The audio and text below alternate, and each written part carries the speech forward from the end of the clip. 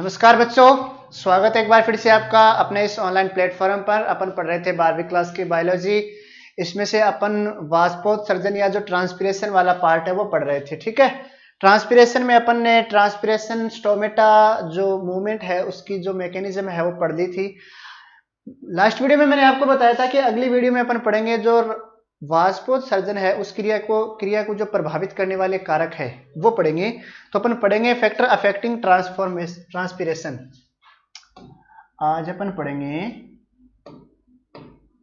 Factor affecting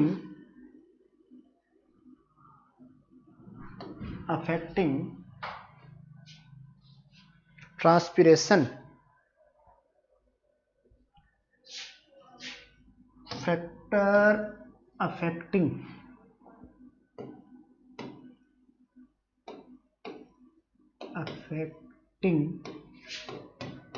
transpiration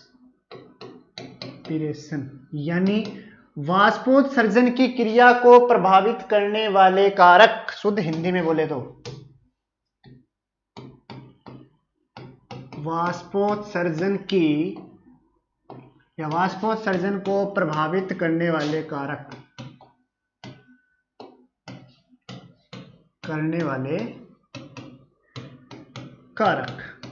अब देखो बेटा, वाष्पोत्सर्जन की क्रिया को जो प्रभावित करने वाले कारक है उनको दो प्रकार से बांटा गया है, एक बाह्य कारक और एक आंतरिक कारक।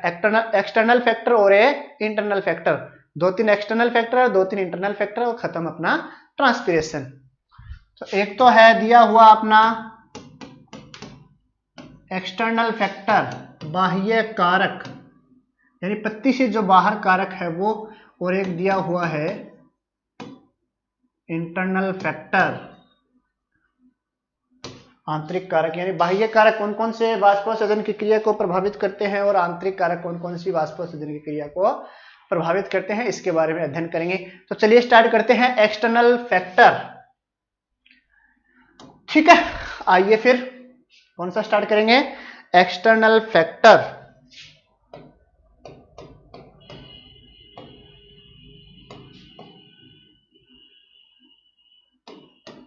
एक्सटर्नल फैक्टर सबसे जो पहला है बेटा वो है आपका लाइट।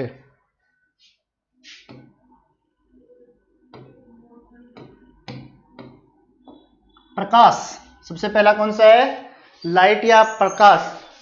तो प्रकाश जो है वो प्रत्यक्ष रूप से भी प्रभावित करता है, अप्रत्यक्ष रूप से भी प्रभावित करता है, डायरेक्ट और इनडायरेक्ट।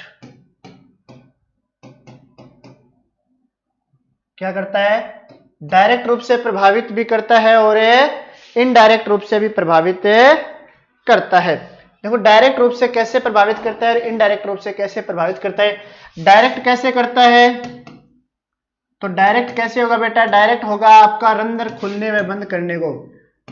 भाई प्रकाश की उपस्थिति में क्या होंगे, रंध्र खुलेंगे, प्रकाश की अनुपस्थिति में रंध्र क्या हो जाते हैं, बंद हो जाते हैं। रंध्र खुलने व बंद होने को, समझ रहे ना मेरी बात को। डायरेक्ट वाष्पोत्सर्जन को प्रभावित कैसे करेगा, तो वाष्पोत्सर्जन की प्रक्रिया होती है वो क्या होती है, रंध्र खुलने और बंद होने से होती है। रंध्र खुलेंगे बंद कब, जब लाइट होगी। और इनडायरेक्ट कैसे करेगा, इनडायरेक्ट ऐसे करेगा कि जैसे ही प्रकाश होगा, भाई ये सीधी सी बात है, प्रकाश आने पर आपको भी पता है कि टेम्परेचर में क्या होती है, इंक्रीज होता है। टेम्परेचर क्या होता है, इंक्रीज होता है। जैसे जैसे आप सर्दियों में क्या देखोगे कि जैसे धूप होती है तो टेम्परेचर ज्यादा होता है और धूप कम होती है तो टेम्परेचर कम होता है। तो increment of temperature, increase of temperature. अब टेम्परेचर इंक्रीज होगा, टेम्परेचर क्या होगा, इंक्रीज होगा। तो भाई टेम्परेचर इंक्रीज होने से सीधी सी बात है कि टेम्परेचर इंक्रीज होने से वाष्पोत्सर्जन की दर क्या हो जाती है, बढ़ जाती है।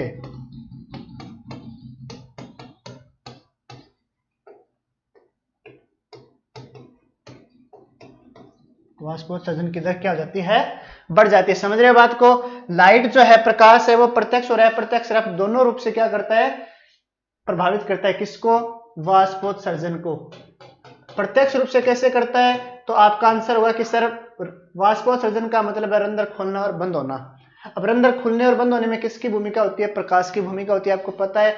और इनडायरेक्टली क्या होगा कि जैसे ही प्रकाश आएगा, लाइट आएगी, तो टेम्परेचर क्या हो जाएगा? इंक्रीज हो जाएगा, बढ़ जाएगा। और जब टेम्परेचर इंक्रीज हो जाएगा, बढ़ जाएगा, तो भैया सीधी सी बात है, टेम्परेचर में क्या हो जाता है? वाष्पोत्सर्जन की दर भी क्या हो जाती है? बढ़ जाती है। ठीक है, अगला जो अपना है वो है भैया विंड, वायु।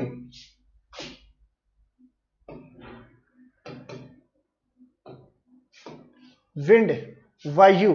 वायु देखो कैसे प्रभावित करती है। देखो जब हवा चलती है, जब क्या चलती है? हवा चलती है, तेज हवा चलती है। जो तेज हवा के कारण क्या होता है कि जो पत्ती के जो आसपास की पत्ती के आसपास की क्या होती है? नम वायु है, नम वायु, वो क्या हो जाएगी? हट जाती है। आगे बात समझ में? तेज हवा जब चलेगी तो क्या होगा कि पत्ती के जो आसपास की जो नम वायु है वो क्या हो जाएगी?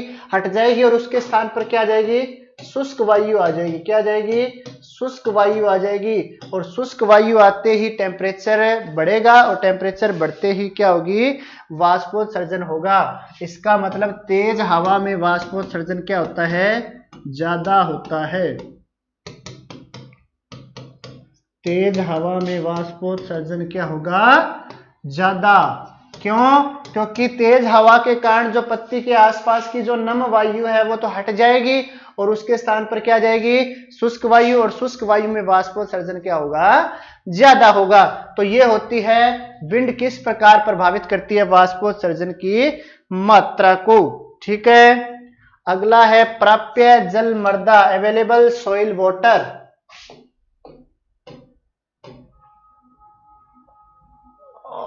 गलत लिख दिया क्या?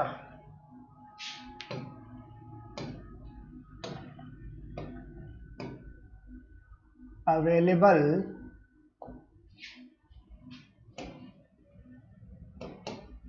सोइल वाटर, प्राप्य जल मृदा।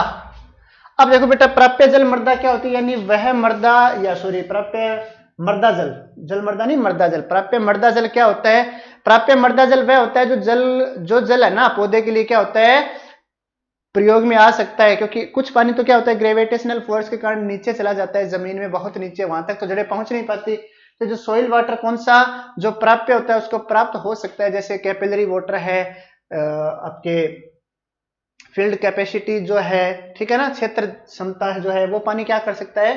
पौधा है वो अवशोषित कर सकता है। अब जो प्राप्य जल मृदा है, मान लो उस प्राप्य जल मृदा में कमी आ गई। अब प्राप्य जल मृदा में कमी आएगी तो भाई अवशोषित नहीं कर पाएगा, और अब अवशोषित नहीं करेगा तो वाष्पोत्सर्जन कहां से होगा? समझ रहे ना मेरी बात को? तो क्या होगा? प्राप्य जल मृदा में कमी से, मृदा में, अरे मृदा जल है भैया, ये क्या लिखा जा रहा है बार बार? प्राप्य मृदा जल में कमी से वाष्पोत्सर्जन की दर क्या हो जाएगी? कम हो जाएगी।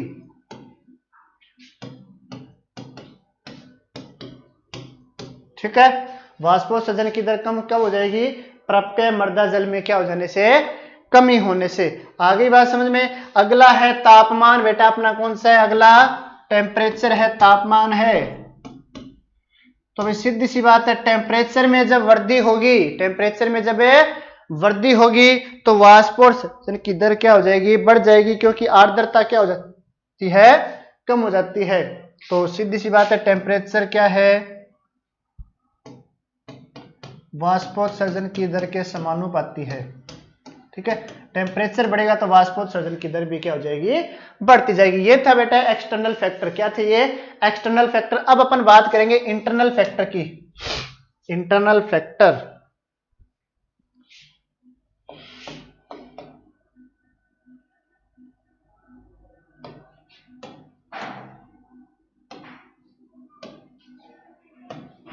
आंतरिक कारक कौन कौन से प्रभावित करते हैं? तो सबसे पहला जो है वो है स्ट्रक्चर ऑफ लीफ।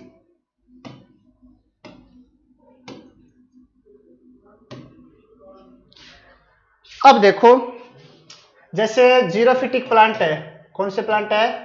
जीरोफिटिक, बोले तो मरूदभिद। कौन से? मरूदभिद। यानी जो पादप क्या होते हैं, मरुस्थलीय क्षेत्रों में उगते हैं, उन्हें क्या बोलते हैं? मरूदभिद या जीरोफिटिक प्लांट बोलते हैं। अब जो जीरोफिटिक प्लांट है भाई, सीधी सी बात है, पानी की क्या होती है? वहां पे कमी होती है। पानी की क्या होती है? कमी होती है। तो पानी की कमी से बचने के लिए, पानी की कमी से बचने के लिए वाष्पोत्सर्जन की दर क्या होती है? वहां पे कम होती है। कैसे होगी कम? उनमें क्या होगा कि जो उपत्वचा है, उपत्वचा मोटी होती है। उपत्वचा क्या होती है? मोटी होती है। क्यूटिकल क्या होती है? मोटी होती है। क्यों होती है क्यूटिकल मोटी? ताकि पानी का जो वाष्पोत्सर्जन की जो क्रिया है वो क्या हो? कम हो। क्या हो? कम हो। तो जो बाह्य त्वचा है ना, बाह्य त्वचा एपिडर्मिस, एपिडर्मिस के ऊपर क्या पाई जाती है? क्यूटिकल। क्या पाई जाती है?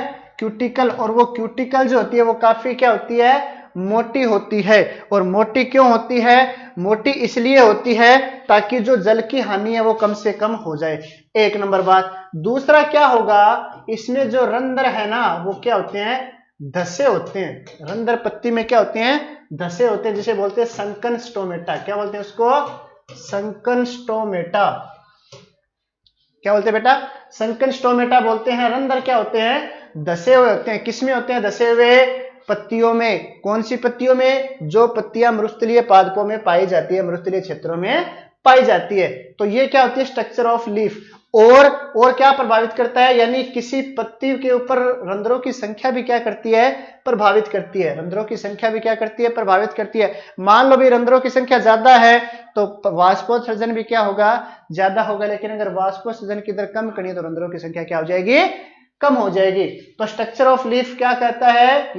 ये क्या कहता है? ये हेडिंग है कि भाई वाष्पोत्सर्जन की जो दर है वो पत्ती पर निर्भर करती है। कैसे पत्ती पर इसलिए निर्भर करती है क्योंकि जो मरूदभिद क्षेत्र या जो मरुस्थलीय क्षेत्रों में पादप पाए जाते हैं उनकी जो बाह्य त्वचा है, उनकी जो क्या है? बाह्य त्वचा है, उन पर मोटी क्या पाई जाती है? क्यूटिकल की परतें पाई जाती है, जिससे जल की हानि कम से कम हो। क्यों? क्योंकि भाई मरुस्थलीय क्षेत्रों में वैसे ही पानी की क्या रहती है? कमी रहती है, किल्लत रहती है। ठीक है। अब देखो, एक नंबर बात तो ये होगी। दूसरा क्या होता है इसमें जो रंध्र है वो भी क्या होते हैं? धसे होते हैं। रंध्र क्या होते हैं? धसे होते हैं। संकन स्टोमेटा पाए जाते हैं और रंध्र धसे होने के कारण वाष्पोत्सर्जन की दर क्या हो जाती है? कम हो जाती है। वाष्पोत्सर्जन की दर कम हो जाती है। अगला है बेटा आपका leaf orientation. Leaf orientation, orientation.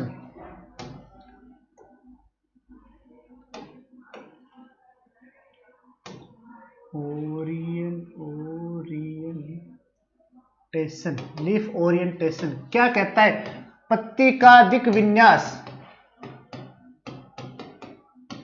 पत्ती का दिक् विन्यास। देखिए कैसे, मान लो भाई पत्ती कैसे लगी हुई है, या तो पत्ती ऐसे लगी हुई है समकोण पे, ठीक है ना, तो जो प्रकाश पड़ेगा वो पूरा का पूरा क्या पड़ेगा? पत्ती के ऊपर पड़ेगा। अब पूरा का पूरा पत्ती के ऊपर पड़ेगा। समतल पे अगर पत्ती लगी हुई है तो वाष्पोत्सर्जन की दर क्या हो जाएगी? बढ़ जाएगी। वाष्पोत्सर्जन की दर क्या हो जाएगी? बढ़ जाएगी। समझ रहे हो मेरी बात को? यदि पत्ती क्या है? प्रकाश के क्या है? समकोण पे है। प्रकाश के क्या है? समकोण पे है, तो वाष्पोत्सर्जन की दर बढ़ जाएगी। लेकिन अगर ऐसे लंबवत है ऐसे तो कम पड़ेगी, ठीक है ना, कम पड़ेगी तो वाष्पोत्सर्जन की दर क्या हो जाएगी? कम हो जाएगी। वाष्पोत्सर्जन की दर कम हो जाएगी। क्या हो जाएगी? वाष्पोत्सर्जन की दर कम हो जाएगी। आगे बात समझ में? तो आपतित किरणों के यदि समांतर होगी पत्ती तब तो क्या होगी? वाष्पोत्सर्जन की दर कम हो जाएगी। और अगर उसके क्या होगी? समकोण पर होगी तो वाष्पोत्सर्जन की दर बढ़ जाएगी। अगला जो अपना है वो है मूल परोह अनुपात। तीसरा क्या है? मूल परोह अनुपात। और मूल परोह अनुपात में अगर वृद्धि हो गई, यानी मूल और परोह का एक निश्चित अनुपात होता है, इस अनुपात में अगर वृद्धि हो गई, इस अनुपात में मान लो 1:1 है मान, लेकिन ये क्या हो गया? 1:2 हो गया, इसका मतलब क्या हो गया, मूल परो अनुपात बढ़ गया और अनुपात बढ़ते ही वाष्पोत्सर्जन की दर बढ़ जाती है। रूट शूट रेशो, इंग्लिश में क्या बोलते हैं इसको, रूट शूट रेशो। तो रूट शूट रेशो में जैसे ही क्या होगा, वृद्धि होगी, वाष्पोत्सर्जन की दर भी क्या हो जाएगी, बढ़ जाती है। आगे बात समझ में, मूल परोह अनुपात में क्या हो जाएगी, अगर वृद्धि हो जाएगी तो वाष्पोत्सर्जन की दर भी क्या हो जाती है, बढ़ जाती है। आगे बात समझ में बेटा, ये होती है वाष्पोत्सर्जन की क्रिया को प्रभावित करने वाले कारक। अब है अपना वाष्पोत्सर्जन का महत्व, सिग्निफिकेंस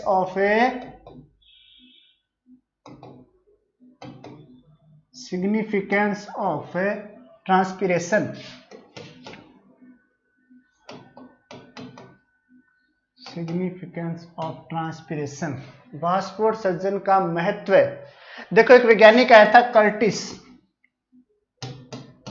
कर्टिस ने वाष्पोत्सर्जन को क्या कहा है, नेसेसरी एविल। क्या कहा है, नेसेसरी एविल, आवश्यक बुराई।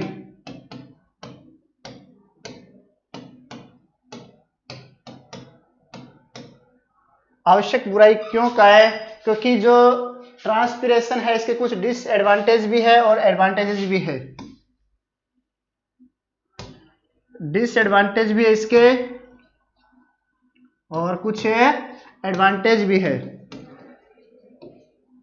कैसे, देखिए बेटा, यानी कर्टिस ने क्या बताया कि कर्टिस ने कहा कि transpiration is a necessary evil और एसेंशियल एविल, यानी जो वाष्पोत्सर्जन है वो एक आवश्यक बुराई है। किसने कहा था, ये कर्टिस ने कहा था। क्यों कहा था कि भैया ये बुराई है, बुराई क्यों है इसमें, क्योंकि इसमें जल की क्या होती है, हानि होती है। सीधी सी बात है, जल की हानि होती है तो बुराई है एक तरीके से ये, लेकिन ये आवश्यक है। अगर ये बुराई नहीं होगी तो पौधे का जीवन यापन करना मुश्किल हो जाएगा। कैसे, तो वो कैसे, तो वो कब पढ़ेंगे अपन, वो जब भी पढ़ेंगे ना जब महत्व पता होगा। भाई ट्रांसपिरेशन का महत्व पढ़ा होगा तभी तो पता चलेगा कि ये आवश्यक है। बुराई तो अपने को पता चल गया, बुराई तो ये है कि इससे क्या होता है, वाटर का लॉस होता है, पानी की क्या होती है, हानि होती है। अब पानी की हानि होती है तो इसको आवश्यक बुराई क्यों बोलते हैं, फिर जरूरी क्यों है ये, तो जरूरी क्यों है ये पढ़ेंगे अपने।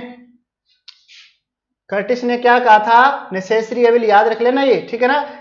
क्यों कहा था, क्योंकि इसके कुछ तो डिसएडवांटेज और कुछ क्या है, एडवांटेज है। डिसएडवांटेज तो मैंने आपको बता दिया कि भैया इससे पानी की क्या होती है, हानि होती है। लेकिन पानी की हानि होने के बाद में भी इसके क्या है, कुछ है एडवांटेज है। वो क्या है, देखिए क्या क्या है वो।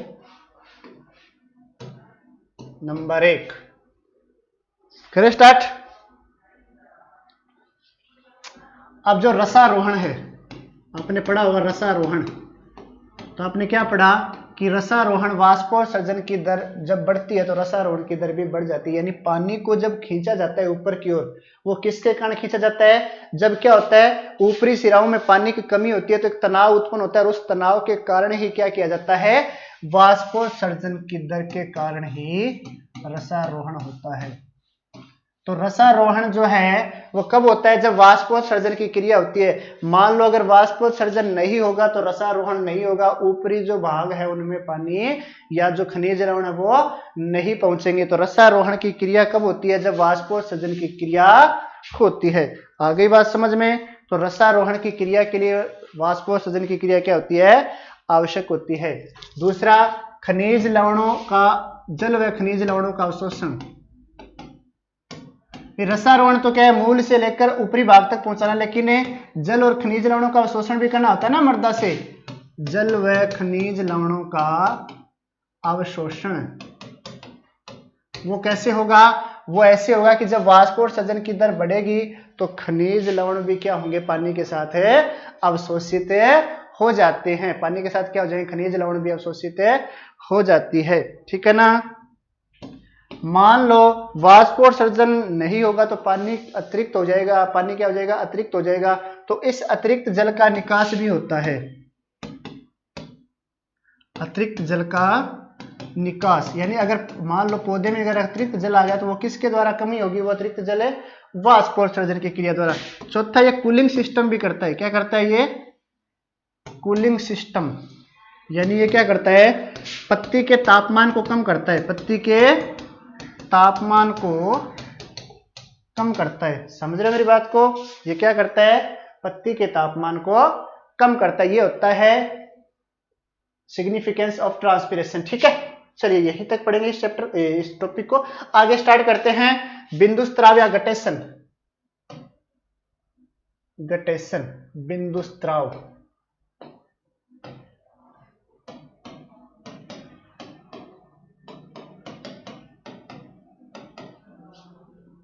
क्या नाम है ये? बिंदुस्त्राव या गटेशन। ठीक है, ये नाम दिया था एक वैज्ञानिक है बर्गस्टीन। क्या है?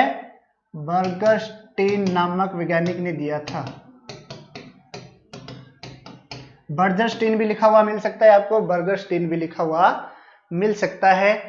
क्या होता है, आपने देखो सुबह सुबह देखा होगा ना, घास वगैरह, टमाटर, आलू, इन पौधों की पत्तियों पर आपने छोटी छोटी बूंदे देखी होगी। घास पे तो देखी होगी ना, बाजरा वगैरह पे भी देखी होगी छोटी छोटी बूंदे। सुबह सुबह, दोपहर में तो नहीं मिलेगी आपको, कब मिलेगी? सुबह सुबह या रात के समय मिलेगी। ठीक है ना, वो जो पानी का जो बूंदे पाई जाती है ना, उसे क्या बोलते हैं? बिंदुस्त्राव। क्या बोलते हैं उसको? बिंदुस्त्राव। तो क्या होगा कि पत्तियों के उपांत भागों से, पत्तियों के उपांत भागों से जल की बूंदों का बाहर निकलना क्या कहलाता है? बिंदुस्त्राव कहलाता है। क्या कहलाता है बच्चों? बिंदुस्त्राव। समझ रहे हो बात को? भैया कब होगा ये प्रक्रिया?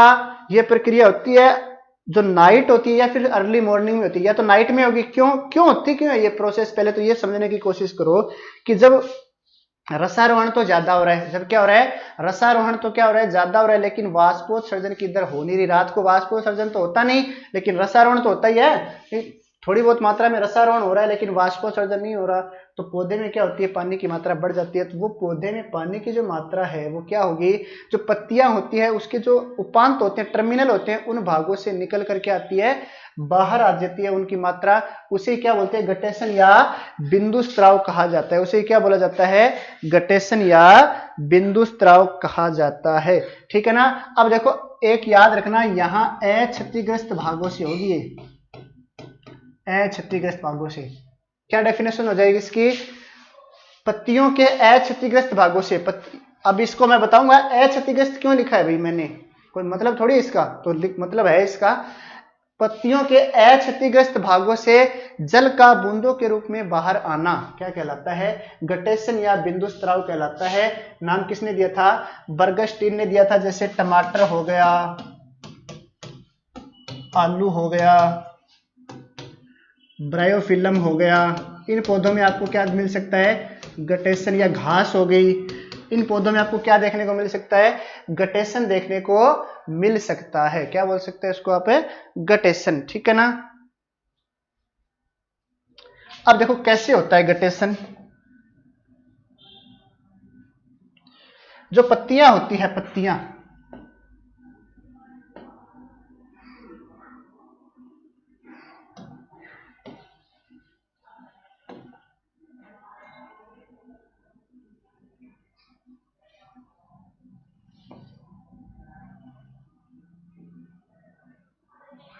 जैसे ये पत्तियां हैं, ये इनके उपांत है। ये क्या इनके उपांत है? ये सिराएं होती है ऐसे। ठीक है ना। इन उपांतों पर क्या पाए जाते हैं? छोटे छोटे छिद्र पाए जाते हैं। इन उपांतों पर क्या पाए जाते हैं? छोटे छोटे छिद्र पाए जाते हैं, जिसे क्या बोलते हैं? जलरंध्र या हाइडेथोड्स बोलते हैं। क्या बोलते हैं इनको? जलरंध्र या हाइडेथोड्स। समझ रहे मेरी बात को? यानी पत्तियों के सिराओं के उपांत पे, पत्तियों के जो सिराएं होती है उनके यहाँ उपांत पर क्या पाए जाते हैं? छोटे छोटे छिद्र पाए जाते हैं। उन्हें क्या बोलते हैं? जलरंध्र बोला जाता है। उन्हें क्या बोला जाता है? जलरंध्र बोला जाता है। और जलरंध्र के सिरे पर एक छिद्र होता है जिसे जल छिद्र बोला जाता है। क्या बोला जाता है उसको? जल छिद्र बोला जाता है। जैसे ये जलरंध्र हो गया, जैसे ये मैंने स्ट्रक्चर बना दी, ये क्या हो गया? जलरंध्र हो गया। यहाँ एक छिद्र सा होता है, उसे क्या बोलते हैं? जल छिद्र। अब ये जो जल छिद्र और जलरंध्र है ना, ये हमेशा क्या रहते हैं? खुले रहते हैं। हमेशा क्या रहते हैं? खुले रहते हैं। अब क्या होता है कि जलरंध्र के नीचे क्या होता है कि मर्दूत की कोशिकाओं का समूह पाया जाता है। मर्दूत की कोशिकाओं का क्या पाया जाता है? समूह पाया जाता है, जिसे क्या बोलते हैं? एपिथेम। क्या बोला जाता है? एपिथेम। समझ रहे हो ना भाई? जलरंध्र के नीचे मर्दूत की कोशिकाएं जो कोमल होती है और ढीली डाली होती है, उनका एक समूह पाया जाता है, उसे क्या बोलोगे आप? एपिथेम बोलोगे। क्या बोलोगे आप उसको? एपिथेम बोलोगे। ठीक है। अब देखो, एपिथेम का जो संपर्क होता है वो जाइलम वाहिकाओं से होता है। किससे होता है? जाइलम वेसल से होता है। ठीक है ना? किससे होता है? जाइलम वेसल से होता है। अब क्या होगा, कैसे होता है? जब रसारोहण ज्यादा हो जाता है। जब क्या हो जाता है? रसारोहण क्या होता है? ज्यादा होता है और वाष्पोत्सर्जन की दर क्या होती है? कम होती है। तो जाइलम वेसल, जाइलम वाहिकाओं में जो द्रव बहता है उस पर एक दाब पड़ता है। उस पर एक क्या पड़ता है? दाब पड़ता है। समझ रहे हो बात को? ठीक है। जाइलम वाहिकाओं में जो द्रव बहता है उस पर क्या पड़ता है? कि दाब पड़ता है। और इस दाब के कारण जो द्रव है वो निकल कर कहां आ जाता है? एपिथेम ऊतकों में आ जाता है। और एपिथेम ऊतकों से वो कहां चला जाता है? जल छिद्र के माध्यम से बाहर आ जाता है। समझ रहे हो बात को? भाई क्या होता है कि जो पत्ती की जो सिराओं के जो उपांत है वहां पर छोटे छोटे छिद्र पाए जाते हैं, उसे आप क्या बोलोगे? जलरंध्र बोलोगे। जलरंध्र जल छिद्र के द्वारा क्या निकलता है? बाहर निकलता है। जलरंध्र के नीचे क्या होता है? ढीली डाली कोशिका, कोमल कोशिका, मर्दूत की कोशिकाओं का एक समूह पाया जाता है, जिसे क्या बोलते हैं? एपिथेम। एपिथेम का संपर्क बेटा होता है जाइलम वेसल के पास। किसके साथ होता है? जाइलम वेसल के साथ होता है। जब क्या होता है कि जब रसारोहण की अधिकता होती है और वाष्पोत्सर्जन की क्या होती है? कमी होती है, तो क्या होता है कि जाइलम वेसल में एक दाब उत्पन्न हो जाता है। जाइलम वेसल में क्या हो जाता है? कि दाब उत्पन्न हो जाता है, जिसे क्या बोलते हैं? मूल दाब। और इस मूल दाब के कारण क्या होगा कि जो जाइलम वेसल का जो द्रव है वो निकल कर कहा जाएगा? बाहर। कहां जाएगा? एपिथेम ऊतकों में आ जाएगा। और एपिथेम ऊतकों के बाद से ये कहां चला जाएगा? बाहर की ओर चला जाएगा। और ये जो जल जो आएगा उसे क्या बोलोगे आप? जल बिंदुस्त्राव। क्या बोलोगे आप उसको? बिंदुस्त्राव। अब देखो, जो जल बाहर की ओर आता है वो शुद्ध नहीं होता। वो क्या नहीं होता? शुद्ध नहीं होता, बल्कि उसमें कुछ कार्बनिक और अकार्बनिक पदार्थ भी मिले होते हैं। कुछ कार्बनिक और अकार्बनिक पदार्थ भी उस जल में मिले होते हैं। वो शुद्ध जल नहीं होता है। वो क्या होता है? शुद्ध जल नहीं होता है। तो अगर आपसे पूछे कि बिंदुस्त्राव क्यों होता है, तो आपको बोलना है बिंदुस्त्राव मूल दाब के कारण होती है। मूल दाब क्यों उत्पन्न होता है? कि जब रसारोहण अधिक होता है और वाष्पोत्सर्जन की दर कम होती है, तो जाइलम वाहिकाओं में एक दाब उत्पन्न हो जाता है। और धनात्मक दाब, उस धनात्मक दाब को क्या बोलते हैं? मूल दाब। और इस मूल दाब के कारण वो जो पानी है वो कहां जाता है? एपिथेम ऊतकों में आ जाता है। और एपिथेम ऊतकों से होते हुए जलरंध्र के द्वारा क्या निकल जाता है? बाहर हो जाता है। यह घटना कब होती है? यह घटना रात या अर्ली मॉर्निंग में होती है। रात या अर्ली मॉर्निंग, सुबह सुबह, जो जल्दी जल्दी सुबह होती है ना, वहां मिलेगी आपको। दोपहर में ये घटना आपको नहीं मिलेगी। दोपहर में ये घटना नहीं मिलेगी। आ गई बात समझ में? लास्ट जो अपना देखो, मैंने आपको बताया था अक्षतिग्रस्त भागों से। देखो यहाँ पे कोई क्षतिग्रस्त भाग नहीं है ना। अब देखो, अब क्षतिग्रस्त भाग से होगा, उसको बोलते हैं रसस्त्राव, ब्लीडिंग। रसस्त्राव, ब्लीडिंग। ठीक है। रसस्त्राव क्या होगा? आपको पता है कि जाइलम वाहिकाएं हैं। जाइलम वाहिकाओं में जो जल है या जो रस है वो क्या होता है? मूल दाब के कारण क्या होता है? तनाव में रहता है। क्या रहता है? तनाव में रहता है। जाइलम वाहिकाओं में जो मूल दाब के कारण जो रस है वो क्या रहता है? तनाव में रहता है। अब देखो, कई बार क्या होता है कि जैसे ही किसी पौधे पर कट लगता है तो जो पानी या जो रस है वो क्या आ जाता है? कोशिका से बाहर आ जाता है, या जो पादप भाग है उससे क्या आ जाता है? बाहर आ जाता है। तो क्षतिग्रस्त भागों से, पौधे के क्षतिग्रस्त भागों से जल या अन्य पदार्थों का क्या आना? बाहर आना। उसमें अक्षतिग्रस्त भागों से आता है, इसमें क्या आता है? क्षतिग्रस्त भागों से आता है। क्योंकि जाइलम वाहिकाओं में तनाव के कारण जो रस है वो क्या आ जाता है? बाहर आ जाता है। उसे आप क्या बोलोगे? ब्लीडिंग बोलोगे। जैसे आपने देखा होगा लेटेक्स, जानते हैं ना लेटेक्स? जैसे रबड़ भी बनता है लेटेक्स से, हेविया ब्राजिलियंसिस।